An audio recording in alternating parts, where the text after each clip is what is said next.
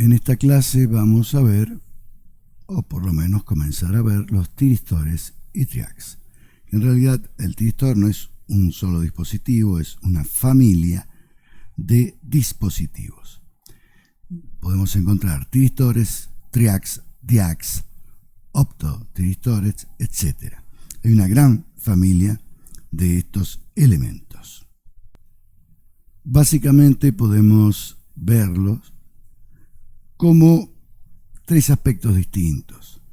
El primero es como un amplificador de corriente, porque en el modelo de transistores vamos a ver un beta 1 y un beta 2, y la corriente de ánodo, de alguna manera, es la corriente de compuerta multiplicada por beta 1 y beta 2 de cada uno de los transistores del modelo. Entonces está visto también como si fuera un amplificador. Pero eso es netamente teórico y explicativo, no es algo que se use en realidad como amplificador, porque es totalmente alineal. El otro aspecto es verlo como un contactor de estado sólido. ¿Por qué? Porque puede conducir o no puede conducir. Pero en realidad estos dos aspectos también son menos usados. Y el tercero es ver al tiristor como un rectificador, como un diodo rectificador, pero controlado. A diferencia de los diodos comunes, que apenas reciben una tensión positiva arriba de 0,7 voltios, ya empiezan a conducir. En cambio, estos tiristores, estos tipos de diodos, también llamados de 4 capas, no conducen hasta que la persona u otro parámetro lo dispare.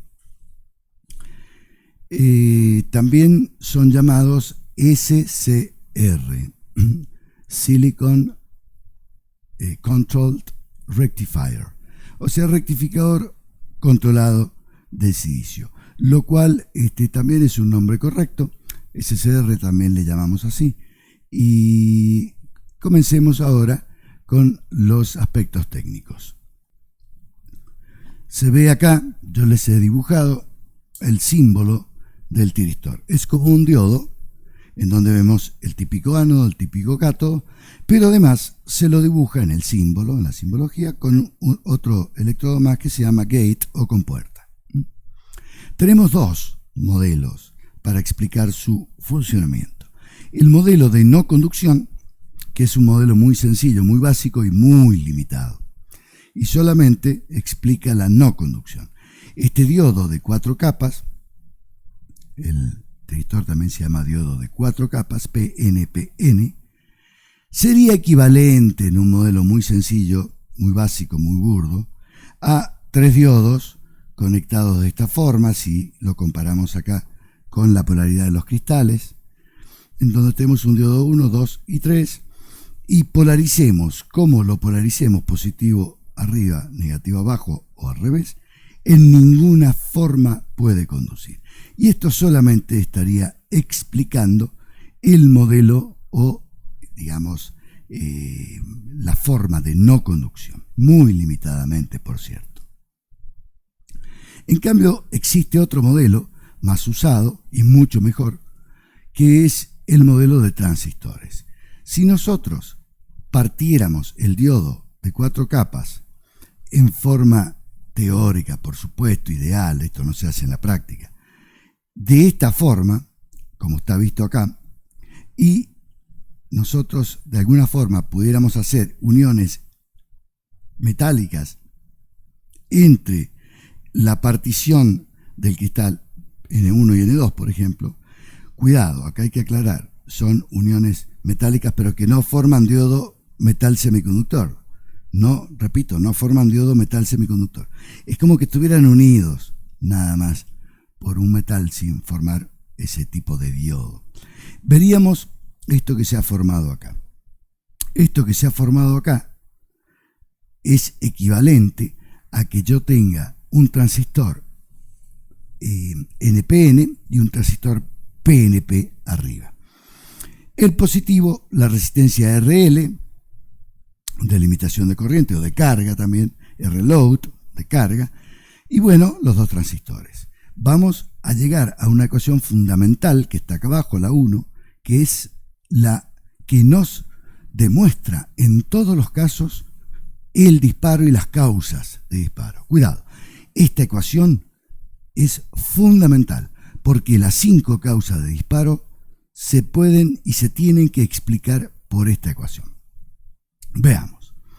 Entonces, nosotros vamos a tener una corriente de ánodo, supongamos ya, que entra por acá y sale por acá. Dentro del dispositivo, en el modelo, es como que se dividen las corrientes.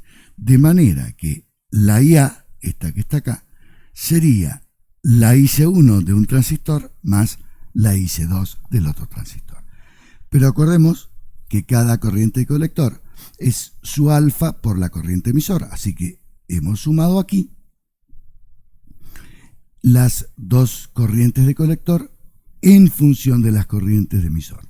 Y le he sumado acá más IC0 como corrientes de pérdida o corrientes inversas de saturación, pero que además vamos a ver que también se transforman en otras corrientes más adelante. De manera que esa ecuación anterior nosotros la podemos trabajar matemáticamente como una I sub A, ¿no es cierto?, por los alfa 1 más alfa 2 entre paréntesis, multiplicando a I sub A, porque sabíamos que la suma de estas dos eran también I sub A, más la ICX, que acá ha englobado todas las corrientes, llamémosle por ahora espurias o de pérdidas. De forma tal que podemos reagrupar esta ecuación y, trabajándola matemáticamente, llegamos a que la corriente de ánodo son estas corrientes pequeñísimas de pérdidas dividido 1 menos la suma de los 2 factores alfa, alfa 1 más alfa 2. Por eso es importante esta ecuación. Fíjense qué interesante. Cualquier transistor, ya sea de potencia o de señal, digamos, de baja potencia, todos tienen un alfa que funciona de esta manera con respecto a la corriente de colector. En transistores de señal, o sea, de baja corriente, el alfa es grande, llega a 0,98, 0,99 en algunos casos. Son transistores de beta cercano a 400 veces. Y también en transistores de potencia, llamémosle así, podemos ver que este alfa baja bastante, también baja bastante, igual que su beta, ¿no es cierto?, que no llega a las 400 veces, llega a 10 veces, 15 veces el beta en transistores de potencia. Pero ahora charlemos un poquitito de esas ICX que hemos puesto ahí.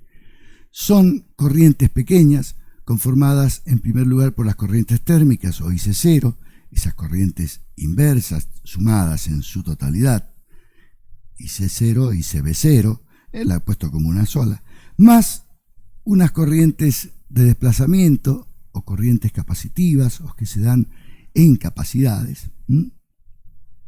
Y más adelante vamos a ver que a esa corriente del denominador le podríamos agregar la corriente de compuerta o de disparo o de la corriente del electrodo de control de ese dispositivo.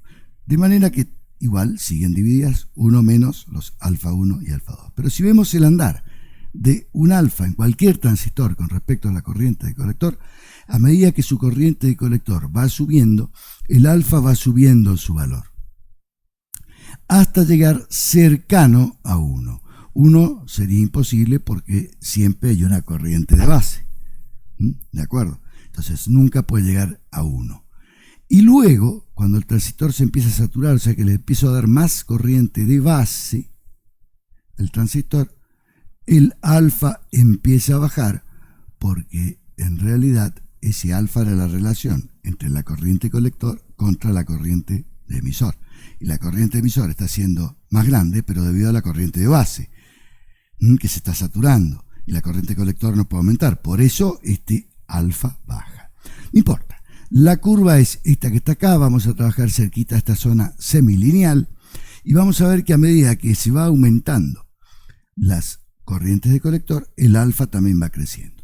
Con corriente y colector pequeñas, como pueden ser esta hasta cierto punto o esta hasta cierto punto, los alfas son pequeños, de manera que esta suma es muy pequeña y prácticamente todas estas corrientes pequeñas están divididas por 1.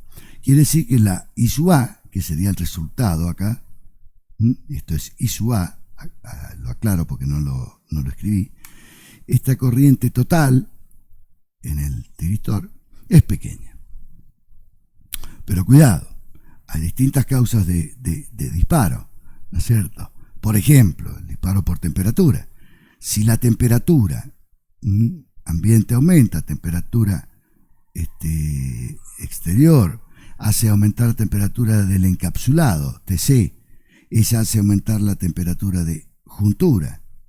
Por lo tanto, aumentan las corrientes inversas de saturación, se van hacia arriba. Por lo tanto, alfa 1 y alfa 2 aumentan. El problema está cuando alfa 1 más alfa 2 llegan a valores cercanos a 1, o sea, que esta suma tiende a 1. ¿Por qué? Porque 1 menos 1 sería 0, y eso haría tender a esta corriente de ánodo a infinito, teóricamente. Para nosotros sería una corriente muy grande que podría llegar a ser una corriente de enganche o de disparo del tiristor. Esta situación, con respecto a la temperatura, lo he aclarado acá en rojo, siempre lo importante lo aclaro en rojo, no se quiere. Ok, vamos a ver ahora las causas de disparo. Estas causas de disparo son muy importantes. La primera, que ya charlamos un poquitito, es la causa de disparo por tensión. En este caso se llama por tensión, se le dice generalmente, pero ¿cuál tensión? Y ánodo-cátodo, la tensión que tiene entre el ánodo y el cátodo. Está usada también como método de disparo en los DIACs. Cuidado, acá he mezclado varias cosas para que se pueda saber. Las causas de disparo, ¿no es cierto? Y después los usos o no comunes en la industria. Por temperatura, es la causa que vimos recién, que no es querida. La de disparo por tensión, la vamos a ver enseguida a continuación. La disparo por luz o radiación, en realidad, puede ser lumínica o puede ser ultravioleta o puede ser infrarroja. La infrarroja es una de las más usadas, que son utilizadas como método de disparo en los fototiristores. Si abriríamos un tiristor común con compuerta y lo limamos con un esmeril, dejaríamos y seríamos capaces de dejar las junturas del diodo 4K a la luz, se dispararía obviamente por luz o por radiación infrarroja. Eso es no querido en realidad, por eso vienen encapsulados. Pero sí están de otra forma utilizados en los fototiristores, donde sí tienen un elemento transparente, translúcido, para que puedan ser accionados por luz o por radiación infrarroja. Después veremos el efecto transistor, que es usado en el 95% de los tiristores grandes de mucha potencia. Y hay una quinta causa de disparo, tampoco es querida, que es la que se llama vulgarmente por variación de V respecto de T, o por derivada de V respecto del tiempo. ¿Pero cuál V? La de ánodo-cátodo. Siempre estamos hablando de ánodo-cátodo. Yendo un poquito más adelante, vamos a ver esta causa de disparo por tensión, ánodo-cátodo. Acá les he hecho un grafiquito. Aclaro que este gráfico está de alguna forma exagerado en algunos puntos y no en otros. O sea, es como si fuera una caricatura. No tienen las dimensiones y las escalas reales, por supuesto. Es solamente marcando los puntos importantes. Bueno, vemos la corriente de ánodo en función de la tensión ánodo-cátodo como una curva de salida de cualquier dispositivo. Vemos que acá son pequeñas las corrientes, tenemos una resistencia, de carga RL, Rload, para limitar la corriente, y al mismo tiempo es la carga en donde nosotros queremos desarrollar la potencia o transferir la potencia de este dispositivo. Al principio estas corrientes son pequeñísimas, acá están exageradas, por supuesto. Estas corrientes están prácticamente pegaditas al eje, acá están exageradas.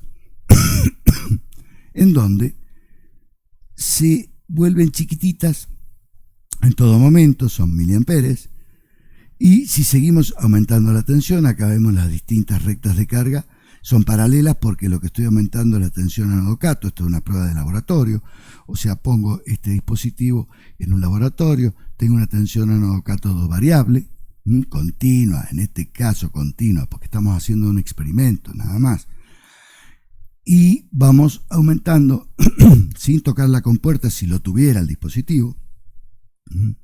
No vamos a trabajar por compuerta, sino por tensión anodo-cátodo.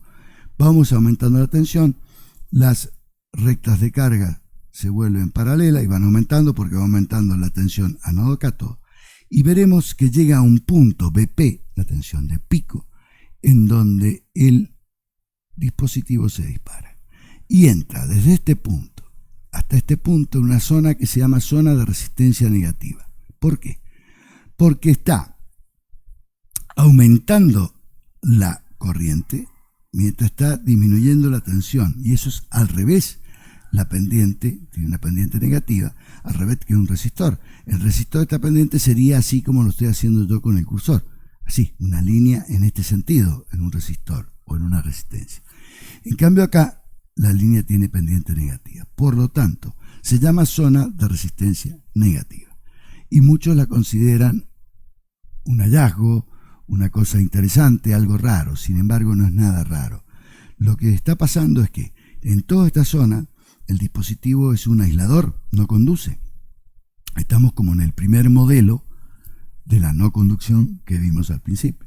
Pero a partir de este punto, si bien está bajando la tensión, está aumentando la corriente, ustedes pueden decir, ¿cómo puede ser esto? No pasa esto en un resistor. Justamente, lo que está pasando es que hasta este punto era un aislador y ahora se está convirtiendo en un conductor rapidísimo. Estos son microsegundos.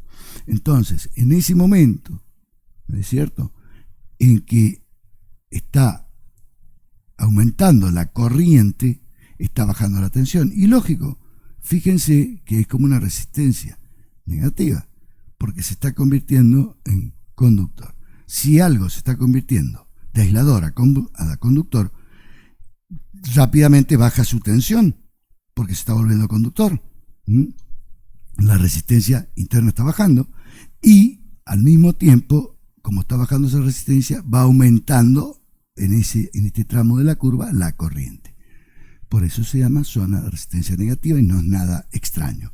Es lo normal y estándar que pasaría en una situación de algo que se está convirtiendo de aislador a conductor. Bueno, llega un punto, si yo supero esta tensión, en que se va a estabilizar la corriente a este nivel, ¿no es cierto?, limitado por la resistencia RL.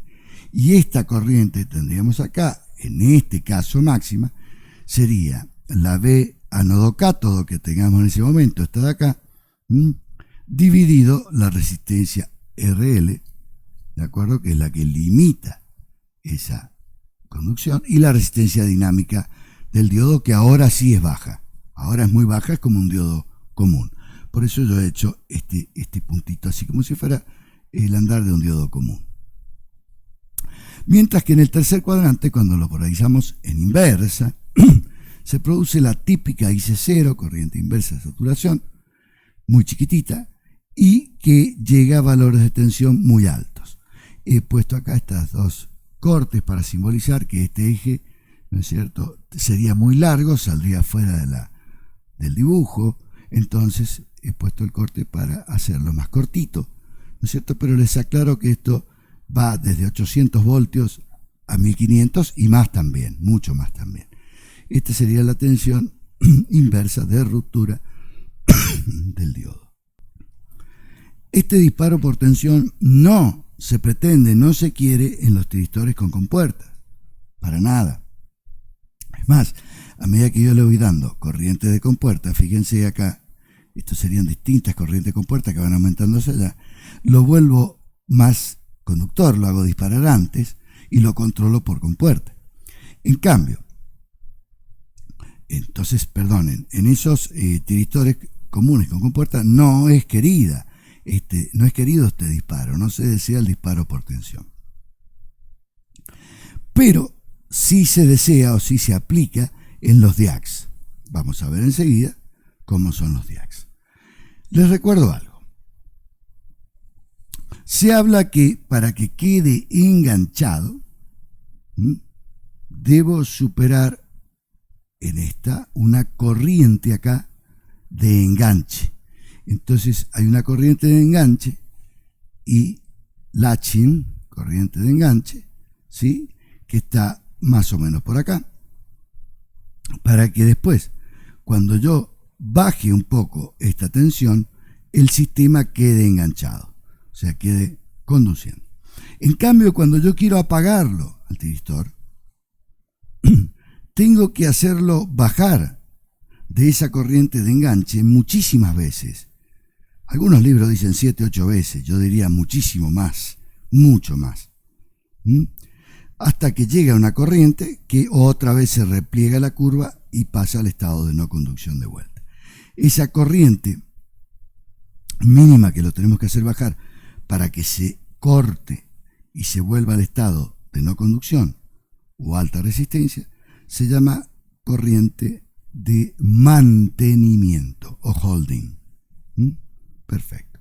Entonces, de alguna forma, nos damos cuenta que acá hay una histéresis. O sea, tengo que llegar a un punto y superar esa corriente para que se enganche y se quede enganchado como conductor. Y tengo que después bajar mucho eso para que se vuelva al estado de no conductor. Esto me está hablando de una histéresis. Entonces vamos a hacer una analogía, nada más que una analogía. Lo vamos a comparar con un comparador de tensión, con un circuito integrado, por ejemplo. No significa que el tiristor sea un circuito integrado comparador de tensión, para nada. Solamente estoy recordando lo que es el ciclo de histéresis y que en muchos casos es muy útil. En otros no, pero en este sí. Tomemos un comparador de tensión. En este caso yo he dibujado un comparador de tensión inversor. Y vemos que si no tuviéramos histéresis, sería el gráfico de abajo. La B sub I, si es más chica que una tensión BA, que puedo tener acá desde una VCC positiva hasta masa, lo he hecho directamente con más 15 voltios y masa, no con tensiones de fuente partida, que también lo podría hacer sin ningún problema, pero era para hacerlo más sencillo. Vemos que si esta tensión B sub I es más chica que la B sub A, obviamente al ser inversor la salida tiene una tensión positiva. Pero va a llegar un momento en que B sub I supera a B sub A en unos microvoltios y bascula o cambia de estado el comparador de tensión y cae hacia abajo y se mantiene una tensión mínima o tensión de saturación, cercana al 0 volt para un operacional, pero no 0, cercana. Y de vuelta, cuando vuelvo a bajar la tensión de entrada, llega un punto, otra vez B sub A, que cuando sea un poquitito más bajo B sub I microvoltios que la B sub A, va a cambiar de estado otra vez. Repasen, si no se acuerdan, comparador de tensión. Este tipo de sistema para control industrial no sirve, porque justo en el entorno pequeñísimo de microvoltios acá, esto podría llegar a oscilar entre arriba y abajo muchas veces por segundo, y eso no estaría haciendo que el dispositivo de control conecte y desconecte, conecte y desconecte, y no es sano, no es bueno, no es recomendable. Por eso siempre en los sistemas de control es conveniente darle una pequeña histéresis. ¿Cómo se da? Se da con una realimentación, fíjense, pero cuidado, realimentación negativa. Mire dónde he puesto yo la realimentación. Con un divisor de tensión, obviamente, R2, R1, y luego la tensión B sub A, que puede ser o no variable o ajustable. Ahora las cosas cambió. Fíjense y estudien este circuito. Ahora acá se produce un divisor de tensión en este punto que va a cambiar el estado de tensión de este punto, siempre menor que la salida, porque hay un divisor de tensión que va a estar aplicado a la entrada no inversora, y que entonces, supongamos que empiezo con baja tensión de entrada, B sub I, la salida estaría en alto. Acá hay una tensión más baja que la salida, pero alta, ¿no es cierto?, que puede ser una B sub 1. Entonces, para esa B sub 1 de salida, yo tengo una tensión más chica que B sub 1, pero alta todavía acá, y cuando esta tensión supere a esa tensión que está en este punto, va a cambiar de estado, fíjense, y va a bajar. Pero ahora, cuando baja, si sigo aumentando la B sub I, ya sigue en estado 2, sería un estado bajo. Luego ahora, si repito todo el proceso al revés y empiezo a bajar la B sub I, aunque pase por este punto, no va a cambiar el estado, porque sigue habiendo acá una tensión todavía alta para mantener ese estado bajo acá. Sí, bien digo. Entonces sigo bajando y va a tener que llegar y bajar un poquito más de una tensión V2 para que la B sub 1 sea menor que esa tensión B sub 2 y en ese momento cambia otra vez al estado alto. Entonces, lo que vemos es que la ruta yendo hacia allá de la tensión de salida será esta, así y así, y volviendo la B sub I hacia abajo, la ruta de la tensión de salida será esta, por acá, hasta que llegue a un punto que dispara, vuelve hacia allá y se volvería hacia allá. Esto provoca una histéresis, como una memoria, ¿no es cierto? Primero, me cuesta hacerlo cambiar de estado, y luego, cuando vuelvo y quiero cambiarlo otra vez, me cuesta hasta esta tensión B2 volverlo a cambiar de estado. Ya no es como en este caso. Eso sería comparable, si hacemos una analogía, con un sistema físico, donde tenemos una masa, una barra y un pivote y dos resortes. Supongamos que estamos en este estado, pues vamos a tener que hacer fuerza y llevarlo hasta allá, y queremos llevarlo a este estado. Entonces lo empujamos, pero va a llegar un momento en que si lo soltamos se vuelve hasta acá. Tiene como una memoria. Pero si superamos cierto nivel, ¡pum!, va a caer a este estado, este resorte lo va a estirar al máximo, lo va a atraer al máximo, y este se va a estirar, pero va a quedar en esta forma horizontal que ya no va a tener fuerza para provocar un momento rotor. Por ende va a quedar en este estado. Luego pasa exactamente lo contrario. Si de este estado queremos llevarlo otra vez al original, nos va a costar mover esto. Vamos a pasar por el 90 grados, pero si lo suelto vuelve acá. Y vamos a tener que superar. Y en algún punto de estos valores, ¡za!, va a cambiar el estado de vuelta. Esto es comparable justamente a los dos estados que tiene el tiristor. Es una analogía, es un ejemplo nada más. Esto no es para nada un tiristor. Esto solamente me da dos estados físicos. Bueno, miren la curva ahora de salida. Teníamos la pequeña corriente y vamos aumentando la tensión B sub A, que son todos estos puntitos que tenemos acá y esas rectas, y llega un momento que hay una tensión BP, se repliega la curva, produce la zona de resistencia negativa. Tengo que llegar sí o sí una IL, porque si por acá yo vuelvo a bajar la tensión, se repliega y vuelve otra vez a cero. Y no se enganchó. Condujo un momentito, pero no se enganchó. Entonces tengo que superar una cierta corriente, llamámosle en este caso IL, y de latching o de enganche, para que luego, si yo aunque baje esta, el tiristor ya va a estar funcionando en esta curva, Ahora bien, si yo lo quiero apagar o extinguir, tengo que bajar estas corrientes hasta un punto I sub H de holding o mantenimiento, en donde si yo bajo de esta corriente hacia abajo, el tiristor se corta y llega al punto cero, si es que bajo la tensión B sub A, por supuesto a cero. Y ahí puedo decir, a partir de esta corriente para abajo, que voy a cortar y que corté el tiristor en su funcionamiento y ya no conduce más. Bueno, estos disparos por tensión que vimos acá no se usan con tiristores con compuerta. No se quiere llegar a este punto en los tiristores con compuerta, pero sí en los DIAC. El DIAC es un sistema de doble tiristor sin compuerta, pero que reacciona a la tensión anodo-cátodo de muy bajo valor, entre 37 y 38 voltios, algunos podrían llegar hasta 40 voltios. Son tensiones bajas de disparo. ¿Por qué? Porque el DIAC no se usa para grandes potencias, solo se usa para elementos de control, de disparo de tiristores muchísimo más grandes. Un ejemplo es el típico triac, acá, el típico vari light o variador de luz, que se usa muchas veces en las casas o en algún lugar donde se tenga que regular. Les aclaro que la carga siempre son lámparas incandescentes. Esto regula potencia a través del disparo por tensión en un triac de mayor potencia en este punto acá. Pero hay un diac que lo está manejando. ¿Cómo funciona?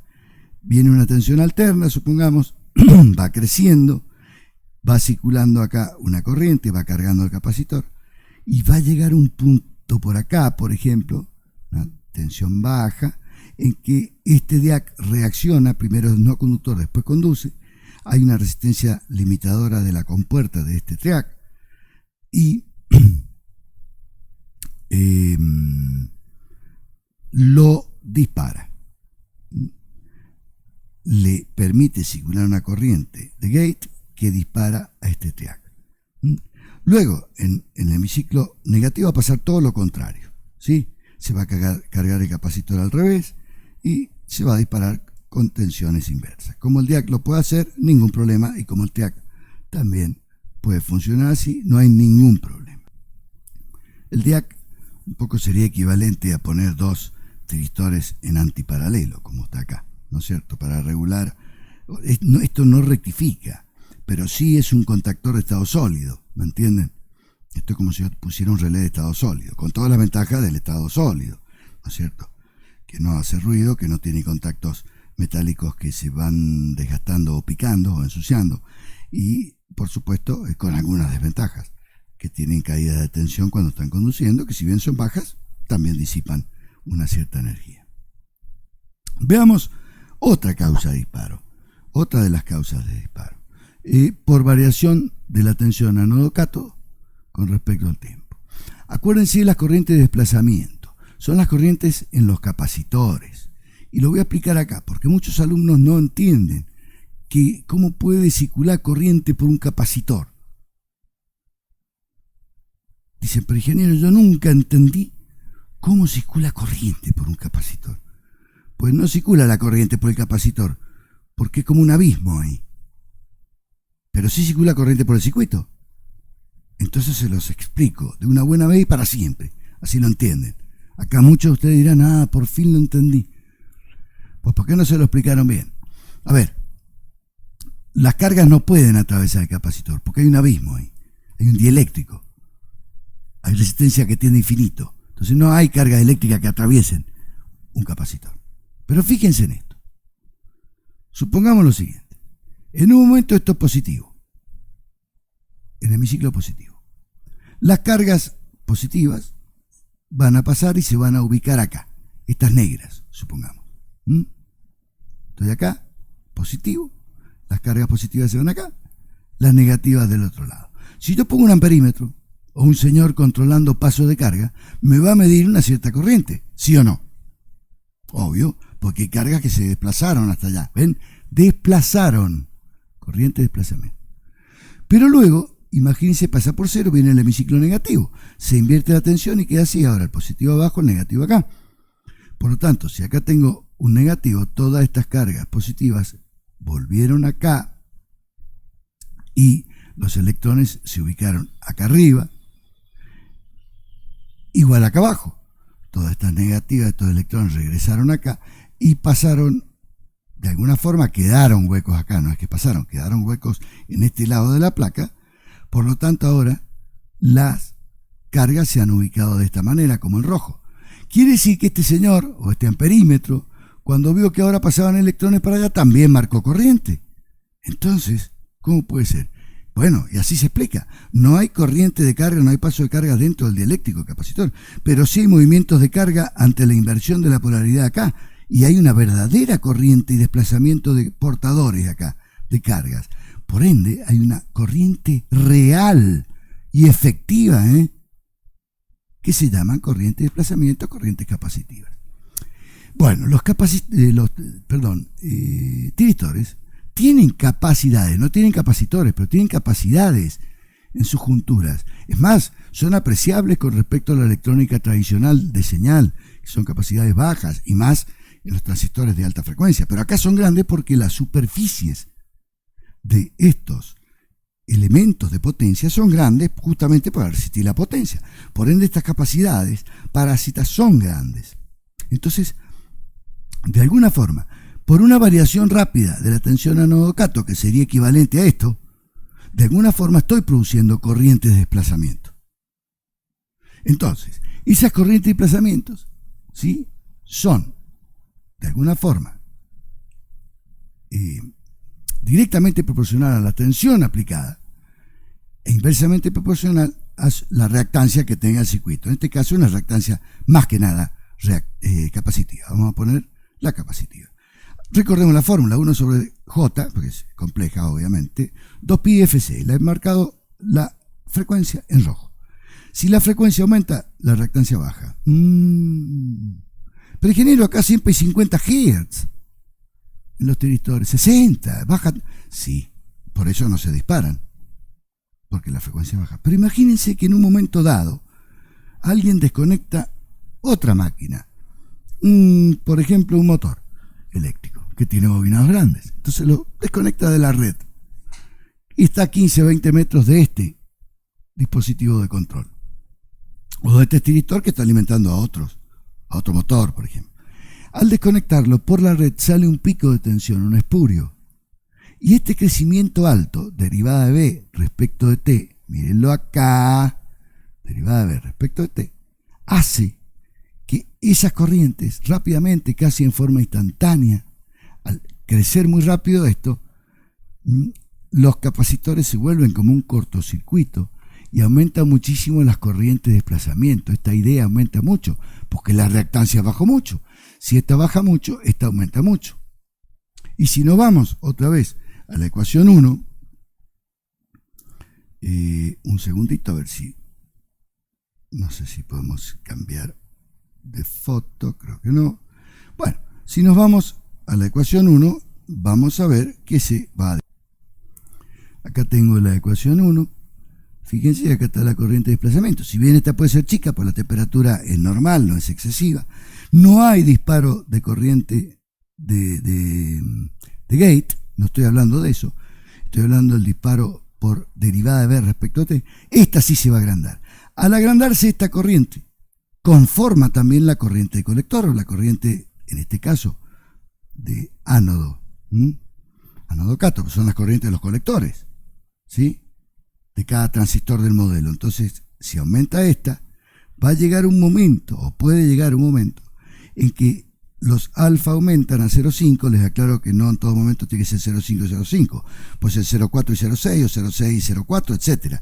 Basta que esta suma llegue casi a 1 para que se dispare esta corriente, aumente muchísimo y solo la frene la carga. Entonces volvámonos a la parte anterior, donde estábamos discutiendo esto. En este momento que hay un pico en la línea, la ID crece mucho y por ende se me está disparando por derivada de A de tensión ánodo-cátodo, con respecto al tiempo.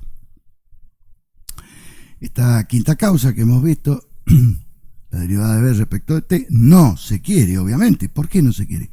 Porque en cualquier momento que hay un espurio en la línea, se van a disparar los tiristores. ¿Quién quiere eso? Va a empezar a andar una máquina, un motor, ¿sí? Puede cortar cabeza, apretar dedos, torcer chapas, romper cosas. No se quiere.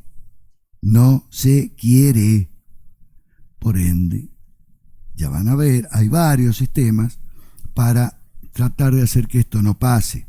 Sistemas auxiliares de protección. Uno de ellos es el snubber. Este snubber consiste en poner un capacitor amortiguador en paralelo con el diodo o el tiristor. Esta sería resistencia y carga. Y fíjense que para hacer un amortiguador necesito un capacitor y una resistencia. Esta resistencia es valor muy bajo. Estamos hablando de 1 a 10 ohm nada más. Muy bajo. Realmente bajísimo. A 100 ohm como máximo. Y un capacitor de 0.1, 0.22, 0.47 microfaradios. ¿Qué hace eso? En el momento del espurio anterior, este que vimos acá, hace que Este capacitor ahora, que es mucho más grande que las capacidades propias internas del diodo, tenga una reactancia mucho más baja y la corriente en ese transitorio pase por este capacitor. Por supuesto va a tener una forma así, ¿por qué? Porque está la resistencia y RC conforman un amortiguador, pero instantáneamente del primer paso pasa la corriente por este capacitor, que es un circuito cerrado, prácticamente un cortocircuito, cortocircuitándole la tensión acá a sus bornes al tiristor y haciendo que no dispare, justamente protegiéndolo. Ese es el trabajo del snabber. Ok. La cuarta forma, por corriente de compuerta. Ya lo hemos charlado en el primer momento que nosotros vimos justamente esto. Fíjense acá. Digo corriente de compuerta, que es la forma más usual de disparar. Teníamos la ecuación 1, la que me explica las 5 causas de disparo. Pues ahora la quinta causa está acá. Estas dos son bajas, bajísimas, pero ahora agrego una pequeña corriente de compuerta aquí, o sea, a este transistor, o en el modelo al transistor T1, haciendo circular una corriente de colector, lo que provoca una corriente de base más grande que la anterior, que era despreciable, y haciendo que haya una corriente de colector mucho más grande que se realimenta acá en forma positiva. Tiene una realimentación positiva y volvemos a caer, si hay realimentación positiva, en este tipo de circuito con realimentación positiva, como yo le di acá. Y si tiene realimentación positiva y mucha ganancia como un comparador de tensión, que ven que no tiene resistencia de realimentación negativa que le baja la ganancia de este circuito es infinita, y encima tiene realimentación positiva, por ende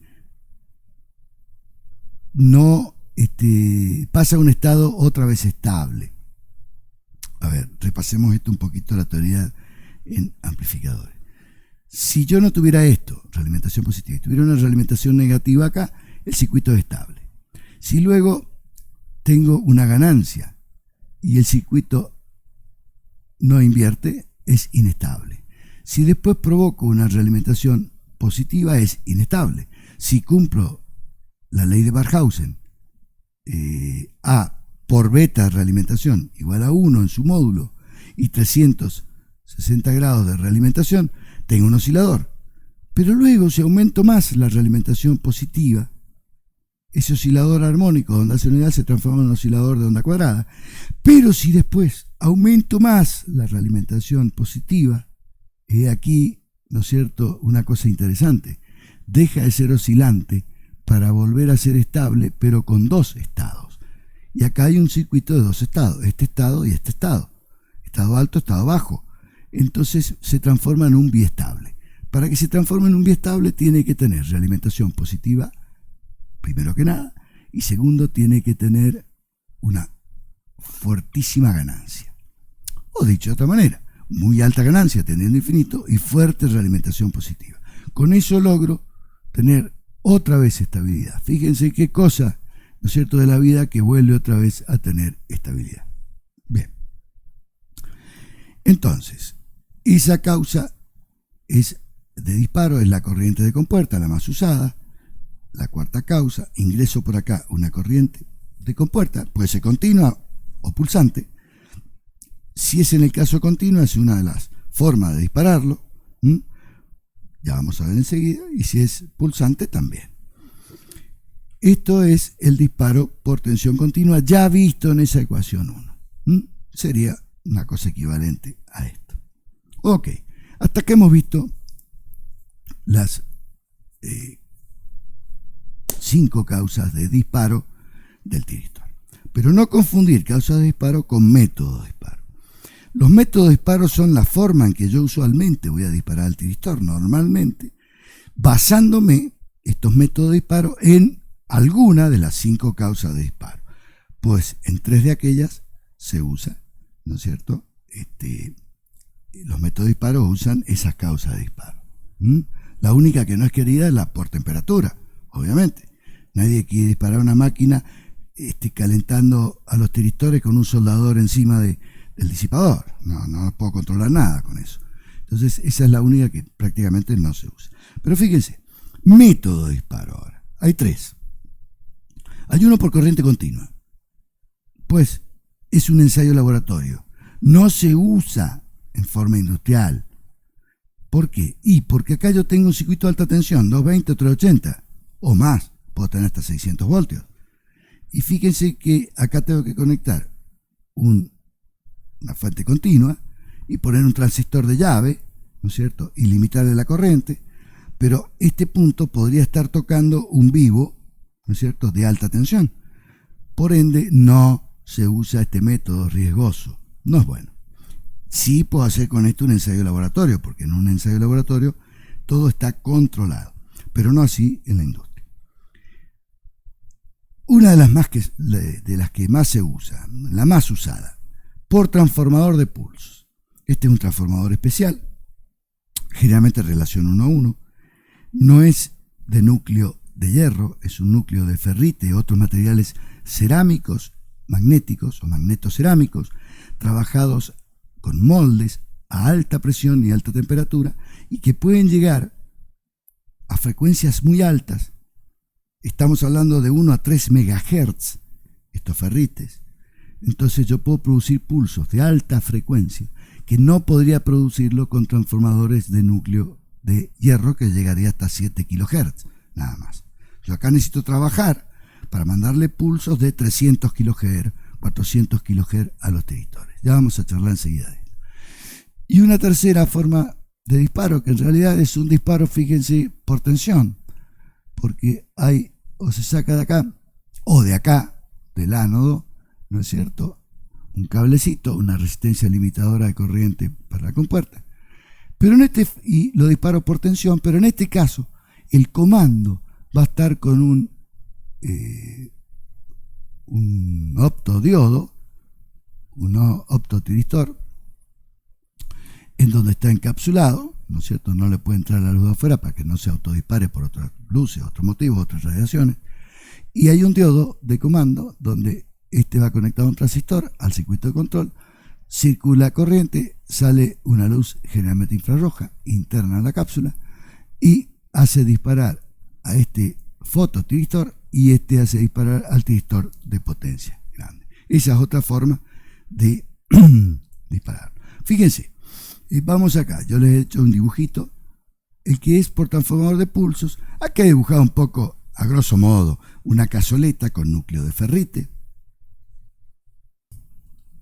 en donde generalmente tiene dos partes, una como que es una capucha que se asocia a aquella y se une el circuito magnético. Acuérdense que esto es ferrite magnético, y tiene esta forma, y dentro de esa cazoleta va lo que se llama forma, una forma, en donde tiene esa forma aislante de cartón, de plástico, bobinado, justamente, tiene un sistema bobinado, una bobina, hecha por alambre de cobre, por supuesto,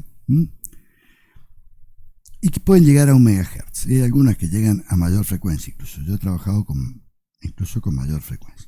Bueno, estos son los típicos transformadores que se llaman transformadores de pulso. Por eso acá no tiene barritas continuas que simbolizan núcleo de hierro, tiene barritas de puntitos que simboliza núcleo de ferrite o de otro material, de otra marca cerámico.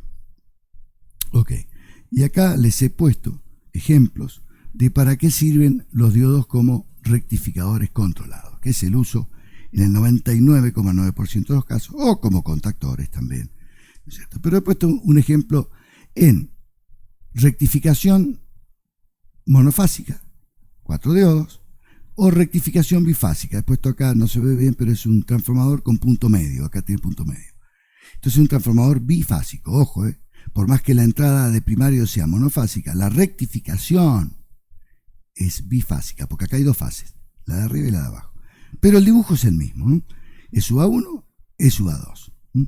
Veamos que acá están las tensiones en función de omega t, no de t solamente, sino omega t está en ángulo acá, ángulo. Y supongamos que disparo en este punto, se llama ángulo de disparo. Puedo disparar en cualquiera de todos estos puntos.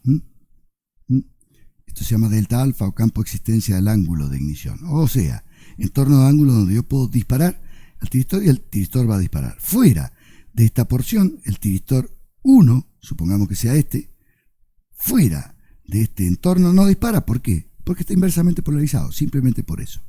Es una tontera, pero es así. Bueno, fíjense que en este delta alfa yo lo he querido disparar acá en el ejemplo, alfa sub en este punto. Y supongo que tengo una resistencia pura de carga, lo cual es muy raro. Siempre hay capacidades e inductancias asociadas, incluso la inductancia del transformador, pero no importa. Supongamos por un momento y teóricamente que tengo una resistencia pura. Lo disparo acá. A partir de ese momento, la carga encuentra a una tensión de este valor y tiene su resistencia, R de carga, RL pura. Por lo tanto, instantáneamente hay una tensión, una corriente, brusca, de un valor vertical, que luego sigue la forma de la tensión, pero en amperes, por supuesto en corriente, y muere acá con la tensión. Luego va a pasar un ángulo o tiempo muerto, un segmento de ángulo o tiempo también, porque acá está el tiempo puesto. Pasa un tiempo muerto donde la corriente es cero, y luego para la otra fase se repite el alfa sub I de disparo que me lo está comandando un sistema de control. Entonces fíjense que yo ahora tengo esta corriente. Pues fíjense, muchachos, si yo tomo una potencia instantánea como el sub A en este punto por la corriente y de ese punto tengo una potencia instantánea que va a ir cambiando con este andar. Acá la potencia instantánea es cero porque si bien tengo el sub A, la corriente acá es cero, igual que en este entorno, las corrientes cero. Pero acá sí tengo potencia, hasta la puedo integrar y ver una potencia promedio integrada. Tengo potencia instantánea y tengo potencia integrada.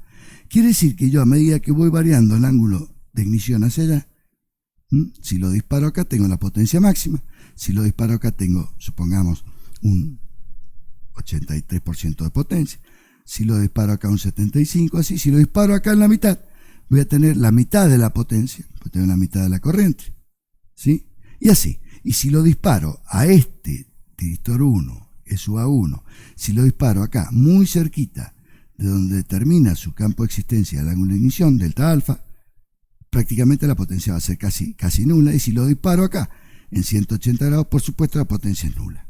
Con variar este ángulo, yo ya estoy variando la potencia de la rectificación o la potencia entregada a la carga. He puesto el mismo ejemplo, pero con un rectificador trifásico, en este caso media onda. Podría haber puesto 2 diodos más, o sea, 2 diodos en cada una de estas ramas, y hacerlo trifásico, onda completa. Podría haber puesto más fases, podría haber puesto por ejemplo 6 fases, no 3, pero bueno, no importa, es un ejemplo. Trifásico media onda, está puesto en estrella, fíjense, primario y secundario, ¿no es cierto? Y acá yo tengo los distintos gráficos entre tensión y corriente con dos ángulos de disparo distintos. Véanse todo esto, no lo voy a explicar de vuelta, es la misma explicación que el circuito anterior, pero ahora, ojo, que para trifásica media onda se conmutan los diodos acá en esta tensión de conmutación natural, que para el caso de trifásico media onda esto vale el 50% del pico máximo. En el caso, repito, de trifásico media onda. Bueno, continuaremos después con los tiempos de encendido y apagado del tiristor. Si bien esto ha sido muy básico, yo creo que es muy jugoso para ustedes haberlo visto explicado así al lado mío, ¿no es cierto? Yo estando con ustedes a través de un video. Considero que los videos son buenos en ese caso porque es como si el profesor estuviera al lado de ustedes explicándole. Y es más, el profesor se lo puede explicar una vez o dos, pero el video lo pueden ver 1000 veces si hay algo que no entienden. Próximo video entonces vamos a ver el tiempo de apagado y el tiempo de encendido del tiristor, que es muy importante, muy importante. Será hasta la próxima.